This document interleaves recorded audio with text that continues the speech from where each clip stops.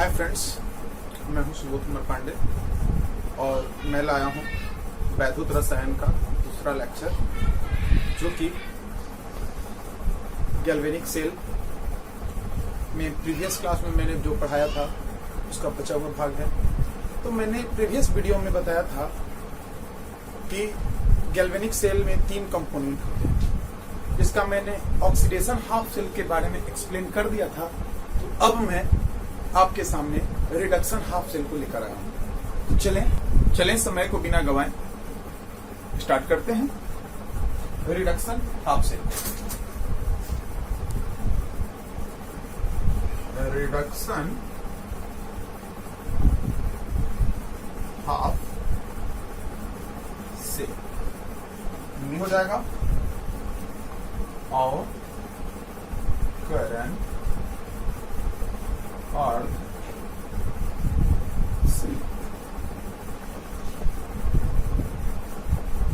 या जब हम लोग R2PC को देखते हैं तो मैंने बताया था कि R4 राइट मतलब बाईं ओर, दूसरे R4 रिडक्शन मतलब अवकरण, P4 पॉजिटिव और C4 कैथोड।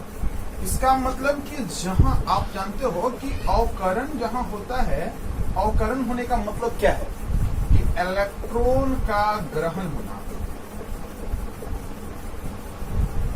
इलेक्ट्रॉन का ग्रहण होना।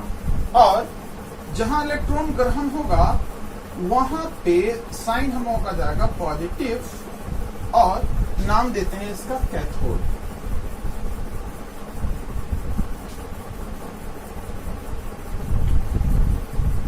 तो रिडक्शन हाफ सेल इस ट्रिक से अगर देखा जाए तो क्या बता सकते हैं कि कौन सा हाफ सेल है कि गैल्वेनिक सेल की दाईं ओर अवस्थित वह हाफ सेल जिसमें अवकरण अभिक्रिया अर्थात इलेक्ट्रॉन का ग्रहण होता है, रिडक्शन हाफ सेल कहलाते हैं।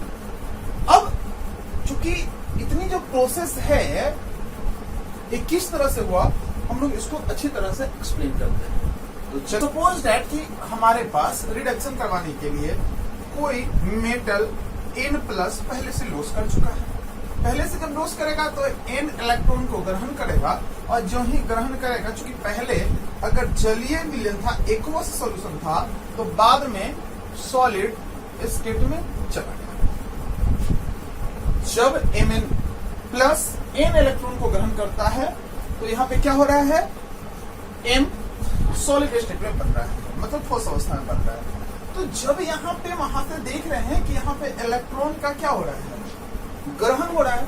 जब इलेक्ट्रॉन का ग्रहण होगा तब हम लोग बात करते हैं कि जब भी इलेक्ट्रॉन का ग्रहण होगा अवकरण होगी। अब ये अवकरण कोई बर्तन में ऐसा होता होगा, और मैंने पीछे ही बताया था कि सेल का अर्थ ही होता है युक्ति, डिवाइस या कंटेनर, बर्तन। तो जब इसमें एक मेटल का सॉल्ट भरा हुआ है, सपोज दैट ये सॉल्ट जो है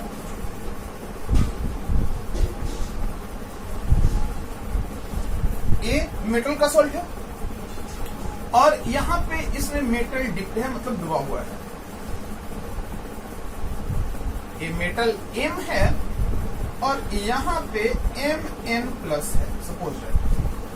क्या होगा इसमें कि Mn+ जो है, Mn+ यहाँ पे N इलेक्ट्रॉन को ग्रहण करेगा और ग्रहण करने के बाद इसके ऊपर आके डिप्ट हो जाएगा, इसके ऊपर आके जमा हो जाएगा। जब इसके ऊपर जमा होगा इसका मतलब कि अवकरण हुआ। अब यहाँ पे चूंकि निगेटिव हो गया और इसके कंपेयर में क्या हो जाएगा, पॉजिटिव। ये क्या हो जाएगा, पॉजिटिव, और यहां से इसके ऊपर मतलब इलेक्ट्रॉन आके इसको न्यूट्रलाइज करने के लिए यूज करेगा। तो सर यहाँ पे जब हमारे पास इस तरह से M सॉलिड बन रहा है तो यहाँ पे निगेटिव हो गया, इसके कंपेयर में पॉजिटिव। हमने बताया था कि दो सतहों के बीच आवेश का अंतर होने के कारण विभव जो होता है वो उत्पन्न हो जाता है, डेवलप कर देता है। तो यहाँ पे जो पोटेंशियल डेवलप करेगा, तो चूंकि ये जो है रिडक्शन हाफ सेल है, तो मैं यहाँ पे इसको लिख सकता हूँ, पोटेंशियल को ई से रिप्रेजेंट करते हैं, तो इसका नाम क्या देंगे, इसका कौन सा पोटेंशियल होगा, अवकरण हो जाएगा। तो अवकरण विभव यहाँ पे उत्पन्न हो रहा है, तो इसको रिप्रेजेंट करने के लिए एम एन प्लस, चूंकि दो अलग अलग अवस्थाएं हैं, तो अलग अवस्थाओं को रिप्रेजेंट करने के लिए क्या किया जाता है, वर्टिकल कॉलम, वर्टिकल लाइन खींच देते हैं और एम हो गया। तो अर्थात इसमें विभव दो सतहों के बीच आवेश के अंतर होने के कारण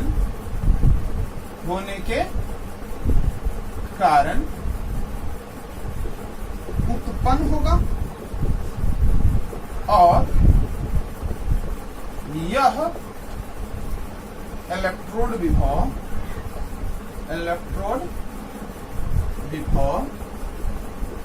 अवकरण विभव कहलाएगा। अवकरण विभव कहलाता है, ये कहलाएगा। ठीक है, ये तो था हम लोगों का रिडक्शन हाफ सेल। तो रिडक्शन हाफ सेल क्या समझ रहे हैं कि वह अर्ध सेल जिसमें अवकरण अभिक्रिया होती है, अर्थात जिसका इलेक्ट्रोड जो होता है वो धनात्मक होता है, एवं जिसका इलेक्ट्रोड धनात्मक होता है एवं जिसमें अवकरण के कारण इलेक्ट्रोड विभव उत्पन्न हो जाती है। अब बात करते हैं तीसरी कंपोनेंट्स की, वो है सॉल्ट ब्रिज। तो देखते हैं तीसरा जो हमारे पास है वो है salt bridge. Salt bridge Hindi होता है लवण सेतु। तो लवण सेतु को एक्सप्लेन करते हैं। लवण सेतु क्या है, पहले डायग्राम से समझते हैं। हमने बताया था कि 3 कंपोनेंट होते हैं गैल्वेनिक सेल के।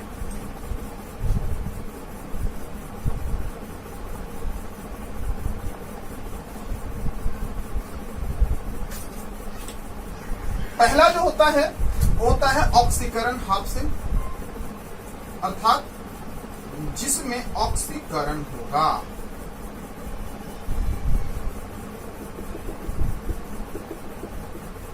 अब मैं एग्जैक्ट एक एग्जांपल ले लेता हूं सिल्वर का, और यहां पे एक दूसरा मेटल है जो कि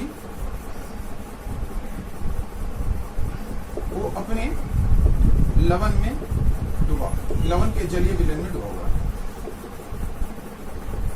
यहां पे सपोज अगर मैं इसको कॉपर लूं, ये हो जाना चाहिए कॉपर सल्फेट, और मैं यहां पे अगर जिंक लूं तो ये होना चाहिए जिंक सल्फेट का सॉल्यूशन।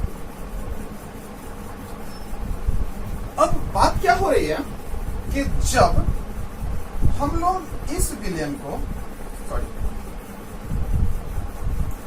अब यहां पे क्या हो रहा है कि जिंक जो है हमारे पास,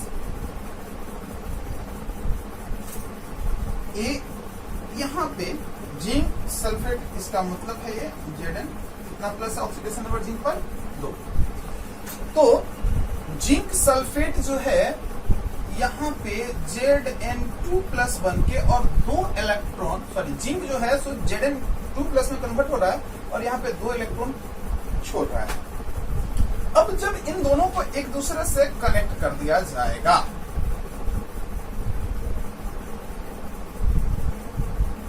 तो मैंने क्या बताया था कि अगर ये जिंक है और यहाँ पे Zn2+ है, तो जब Zn2+ होगा तो जिंक किस में कन्वर्ट कर रहा है, Zn2+ में, तो सॉल्यूशन के ऊपर पॉजिटिव चार्ज बढ़ जाएगा। सॉल्यूशन में क्या होते जा रहा है, Zn2+ की संख्या क्या हो जाएगी, क्योंकि जिंक ही कन्वर्ट कर रहा है किसमें, Zn2+ में, मतलब Zn2+ हमारे पास बढ़ रहा है। अब Zn2+ इस सॉल्यूशन में अगर इंक्रीज करेगा तो क्या होगा कि इसके कंपेयर में निगेटिव हो जाएगा। इसका मतलब कि इलेक्ट्रॉन जो होगा वो इधर से इस वायर के थ्रू इलेक्ट्रॉन यहाँ पे आने लगेगा।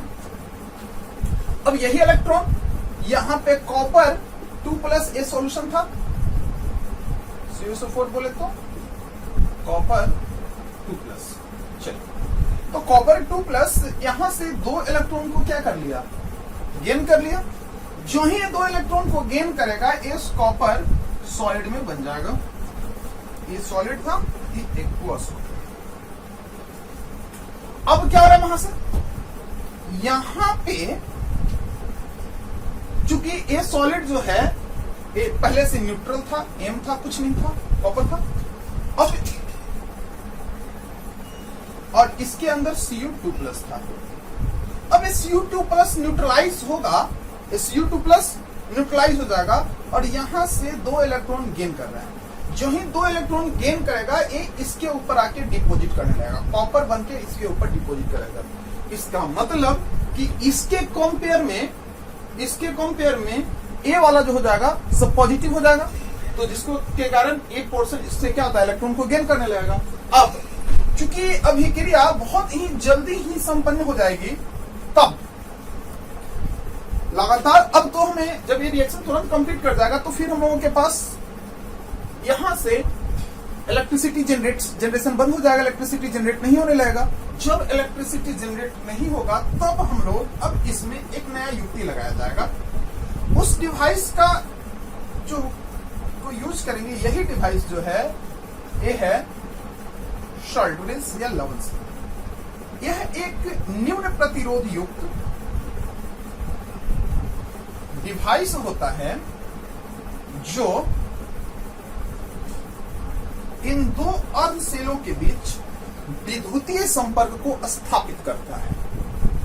अब यहां पे इसका दोनों सिरा जो होता है वो अगर से बंद रहता है और इस U आकार की जो नली होती है इसमें KCl, K2SO4, KNO3 इत्यादि लवण को इसमें भर दिया जाता है। अब रही बात, आप लोगों का क्वेश्चन उठ रहा होगा कि सर KCl, K2SO4, KNO3 इत्यादि को ही क्यों यूज करते हैं, यानी कि इसका मतलब ये है कि इस सब का KCl का, K2SO4 का, KNO3 का ट्रांसपोर्ट नंबर जो होता है वो 0.5 होता है।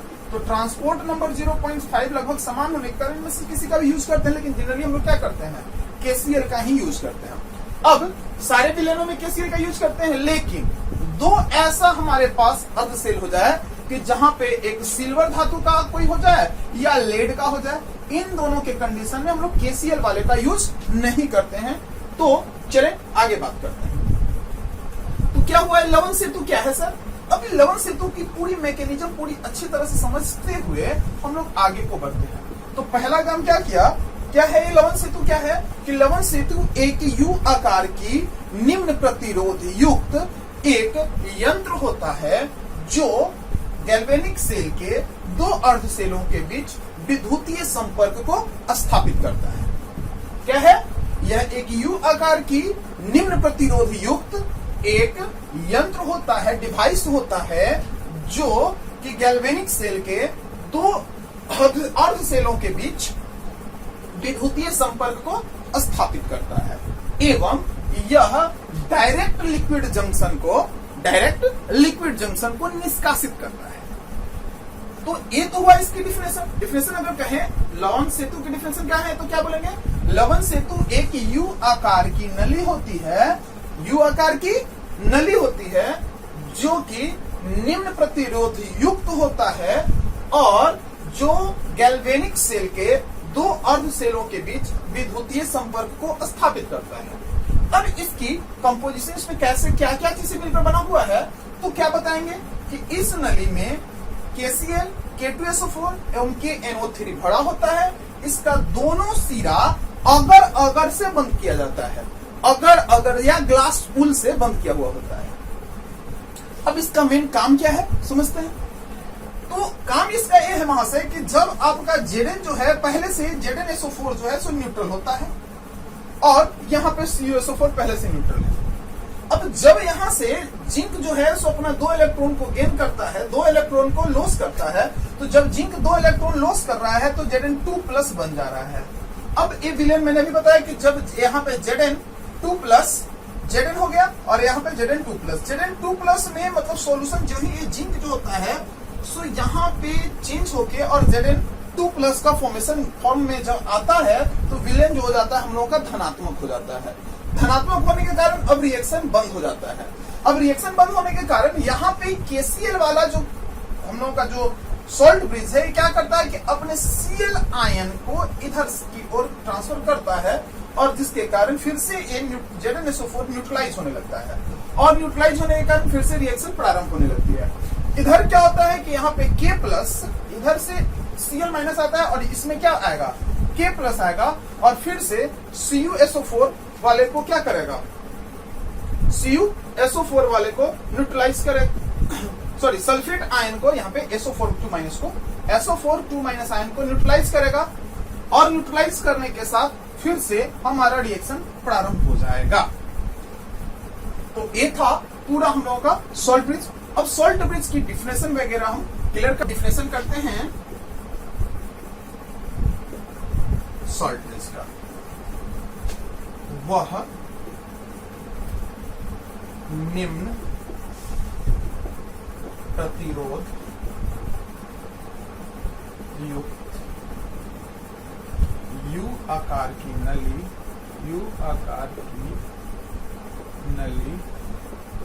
या यंत्र जो गैल्वेनिक सेल के 2 अर्ध सेलों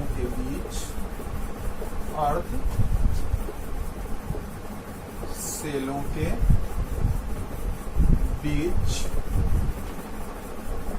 विद्युतीय संपर्क स्थापित करता है एवं जो डायरेक्ट लिक्विड जंक्शन को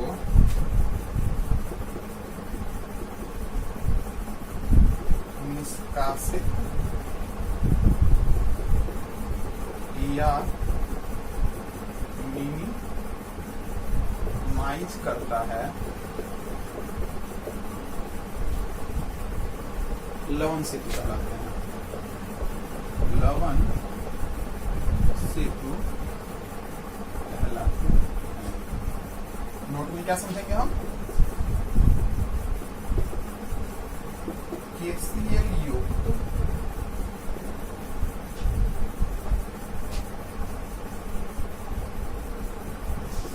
लवण सेतु का प्रयोग Ag तथा Pb युक्त इलेक्ट्रोलाइट के लिए नहीं करते। इलेक्ट्रोलाइट के लिए नहीं करते हैं। इसका बनावट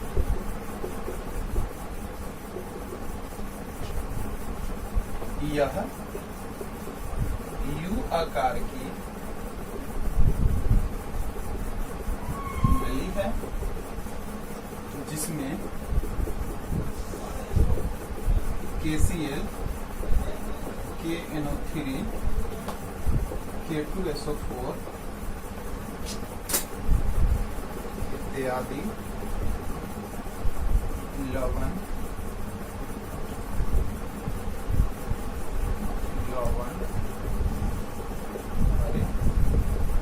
होते हैं।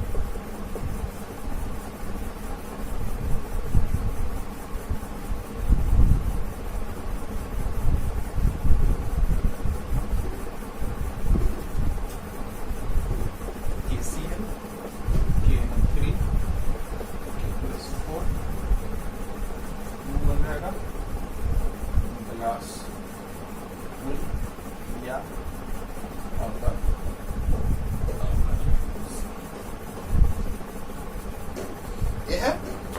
यू आकार की नली है, इसमें KCl KNO3 K2SO4 भरा हुआ है, ग्लास से या अगर से इसका ऊपर का सिरा बंद होता है। ये था हम लोग की सॉल्ट बेस की बनावट एवं की बात करते हैं। पहला क्या है, यह गैल्वेनिक सेल के दो अर्ध सेलों के बीच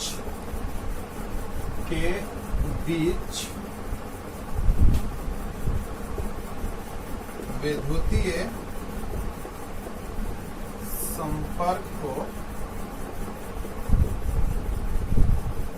स्थापित करता है। क्या हुआ कि इसमें बोल रहे इसमें है इधर कैसे है, इन दोनों के बीच में विद्युतीय संपर्क को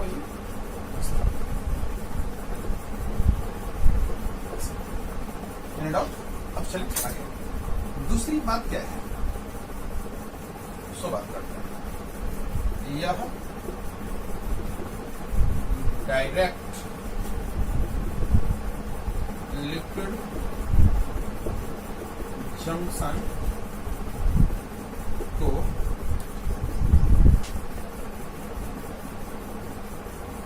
निष्कासित करता है।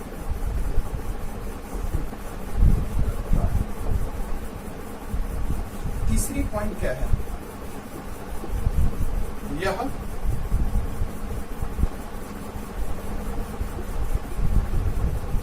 अर्ध सेलों के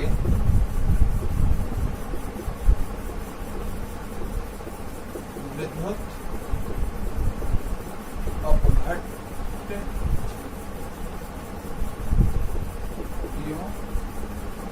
को न्यूट्रलाइज करता है, अर्थात न्यूट्रलाइज करता है।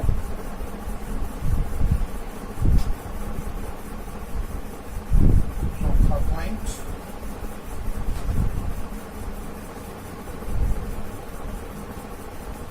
यह सर्किट को पूर्ण करता है।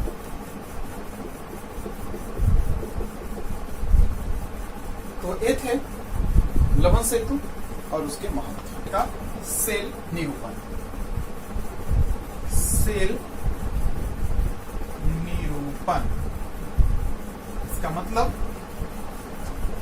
सेल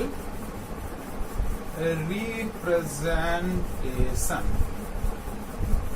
तो कैसे कोई सेल अगर हम लोगों के पास दिया हुआ है तो उसको कैसे निरूपित करें, रिप्रेजेंट करें, इसकी बात करते हैं।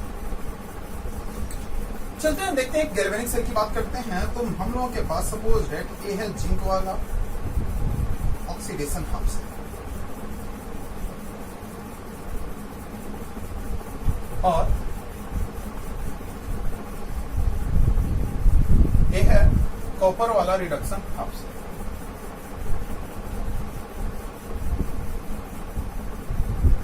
इन दोनों के बीच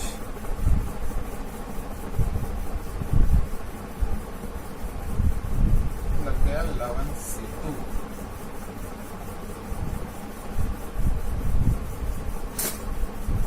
इसमें भर दिए हम Zn और ये है हमारा, इन दोनों को जोड़ देते हैं यहाँ पर। ये है कॉपर इलेक्ट्रोड और कॉपर सल्फेट, कॉपर और ये है CuSO। यहाँ पे एट एनोड क्या हो रहा है सर, देख रहे हैं कि जिंक जो है सो ZnSO4 के रूप में चेंज कर रहा है, मतलब 2 इलेक्ट्रॉन को क्या कर रहा है, यानी कि Zn सॉलिड था और चेंज कर गया Zn2 प्लस 2 इलेक्ट्रॉन। और यहाँ पे कॉपर 2 प्लस था, यही 2 इलेक्ट्रॉन को गेन करके और बन रहा है कॉपर। ये कैथोड का रिएक्शन है, कैथोड। चलें पीछे वाले अपने ट्रिक को यूज करते हैं और ट्रिक का यूज करके और हम लोग एक्वस सॉल्यूशन हो गया और एक्वस ट्रिक में मैंने बताया था आप लोगों को कि 2 ट्रिक था, एक लोन था और दूसरा R2PC था। तो लोन की मैं बात कर रहा हूं, LOAN, मतलब लेफ्ट साइड में हम लोग ऑक्सीडेशन वाले यानी एनोड वाले को रखेंगे, साइन रहेगा निगेटिव। और राइट साइड में R2PC की मैं बात कर रहा था, तो R2PC में जो राइट हो जाएगा वहां पे रिडक्शन होगा, यानी कि जो राइट साइड में हमें लिखना होगा उसको रिडक्शन वाले को ही राइट साइड में लिखेंगे। लेफ्ट साइड में ऑक्सीडेशन वाले को लिखना है और राइट साइड में रिडक्शन वाले को। चलिए दूसरी कंडीशन, जब 2 अवस्थाओं की बात हो, एक अवस्था से दूसरी अवस्था, सपोज दैट कि कोई ठोस है और ठोस से क्या बन रहा है, जलीय बन रहा है, मतलब 2 अवस्थाओं की बात कर रहा है, यहाँ पे जलीय से ठोस बन रहा है। तो अवस्था अगर परिवर्तन करेगा तो उसके लिए हम लोग वर्टिकल लाइन खींचेंगे। अवस्था परिवर्तन के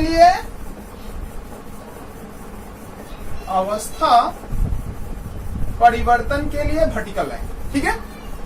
और 2 वर्टिकल लाइन लवन सेतु के लिए खींचते हैं, लवन सेतु के लिए इस रिएक्शन के लिए करते हैं इसका।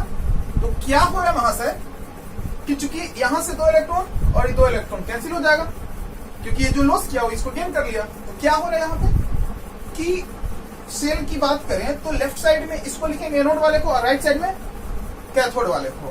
तो जिंक सॉलिड था, इसकी अवस्था परिवर्तन होकर एक्वस हुआ। जब भी अवस्था परिवर्तन होगा स्लैश खींच देंगे, ऐसे देंगे वर्टिकल कॉलम और Zn 2+। चलिए राइट साइड में क्या करेंगे हम लोग, कॉपर 2 प्लस एक्वस था और ये बन गया क्या, कॉपर। अब रही बात, मैंने बताया था क्या, इन दोनों विलयनों के बीच में क्या है, लवन सेतु। क्या डाल देंगे हम लोग, लवन सेतु। इस तरह से हम लोग सेल को रिप्रेजेंट करते हैं। तो मैं आशा करता हूं कि आप लोगों को सेल निरूपण समझ में आ गया होगा। तो अब सेल निरूपण अगर दे दिया जाएगा तो उससे हम लोग जस्ट उल्टा कैसे करेंगे, रिएक्शन को कैसे लिखेंगे। चलिए मान लेते हैं कि ये हमारे पास कोई सेल निरूपण दिया हुआ है और इसे देखकर हमें लिखना है सेल रिएक्शन। तो क्या बताए थे, अभी R2PC की बात किए थे, तो मैंने बताया था क्या कि जो लेफ्ट साइड में होगा वहां पे ऑक्सीडेशन होगा और एनोड की रिएक्शन होगी, और जो राइट साइड में होगा और रिडक्शन होगा और कैथोड की रिएक्शन होगा। तो मैं लिखता हूं एट एनोड। एनोड पर क्या हो रहा है, जिंक सॉलिड, अवस्था परिवर्तन हो रहा है और हो रहा है हमारे पास क्या, Zn2+ एक्वस। जिंक के पास ऑक्सीकरण संख्या यहाँ पे 0, यहाँ पे 2, यानी कि पता चल रहा है कि 2 iलेक्ट्रॉन यहां से लॉस हुआ है, तो यहाँ पे 2 इलेक्ट्रॉन ऐड करते हैं। चलिए अब फिर करते हैं at cathode. At cathode, cathode पर क्या हो रहा है सर कि कॉपर 2+ था, देखिए एक्वस में था और अवस्था परिवर्तन हुआ, स्लैश कम था अवस्था परिवर्तन, और यहां से अवस्था परिवर्तित होकर सॉलिड हो गया। क्योंकि यहाँ पे 2+ है, यहाँ पे 0, यानी कि 2 इलेक्ट्रॉन यहाँ पे गेन हुआ होगा। ये हो गया हम लोगों का सेल रिएक्शन। तो इस तरह से कैथोड और एनोड रिएक्शन को कंप्लीट करके और हम लोग क्या करते हैं, सेल रिएक्शन को देख सकते हैं। मतलब अगर ए दे देगा तो इसको लिख सकते हैं और इसको देने के बाद इसको लिख सकते हैं। तो चलें हम लोग आगे की क्लास में पढ़ेंगे। अब हम लोग आगे की क्लास में पढ़ेंगे जो कि है इलेक्ट्रोड पोटेंशियल, मतलब इलेक्ट्रोड विभव।